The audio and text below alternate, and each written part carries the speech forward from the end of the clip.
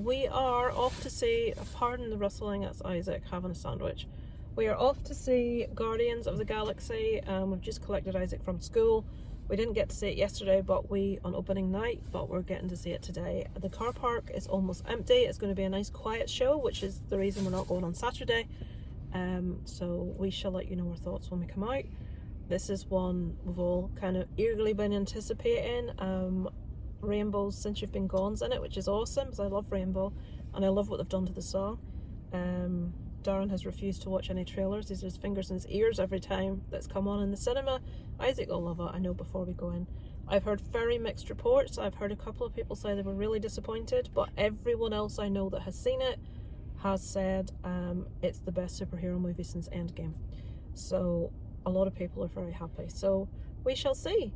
I shall let you know all of our thoughts when we come out.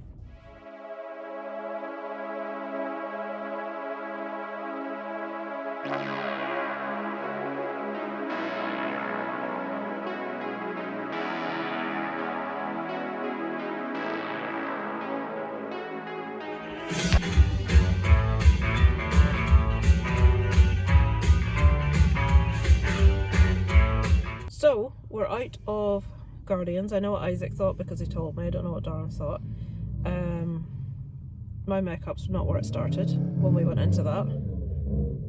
I did know that it was sad, and it is in loads of places. Did you get through it? I got through it.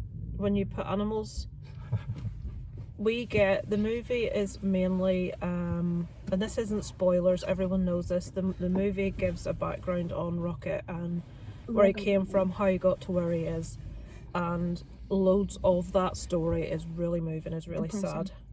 Especially if you're a fan of animals, even animated ones. So it is, be prepared if you're going in for that. Loved all the characters they came up with, all the very much like in, sorry, there's a child yelling outside. That's why we didn't go see it on Saturday. Very much like in Ant-Man, the last Ant-Man, which I know a lot of people didn't like, but not Ant-Man. Is Ant-Man the one that had all the creatures in that we went to? Yeah. No, that was Shazam.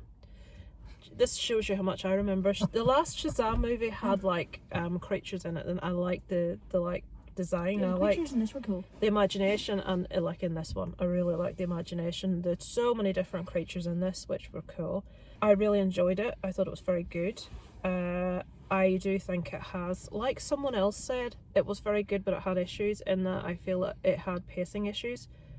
I did look at my time halfway through. I'm like, this is really dragging on a bit. I thought the end was fabulous. The end completely regained me back again because I was beginning to drift a bit.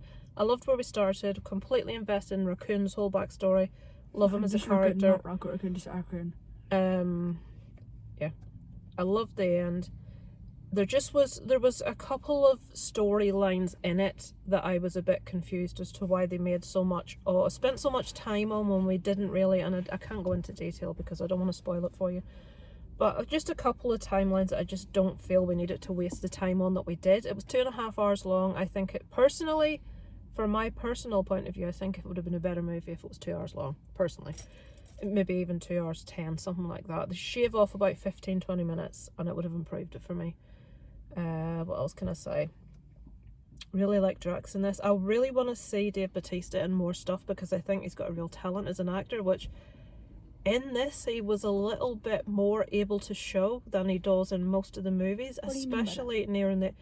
Drax's character is very comical normally and he doesn't get to show a lot of sides of himself, and in this there was... Yeah, usually it's just violent. Just one line is normally good. In this there was a tiny, and I don't mean particularly that his character's different, it's not. I just mean that there were aspects of acting where you could, in his face, that you could see that we don't normally get to see. And obviously with him being a Knock at the Cabin, he was the best thing about it. So I want to see more Dave Bautista. Yeah. I don't know what, there's lots more I could talk about, but I don't want to be here all night. Oh, the only thing I'll finish with before I give me a rating is, can we just say how fabulous the soundtrack is? Apart from the last track that it played in the movie, not the credits, the last track it played in the movie, but the rest of the soundtrack, why is it when you have a movie that's really popular and it has an awesome soundtrack, it's always a rock soundtrack, I have to just put that in. I love that Rainbow was in it.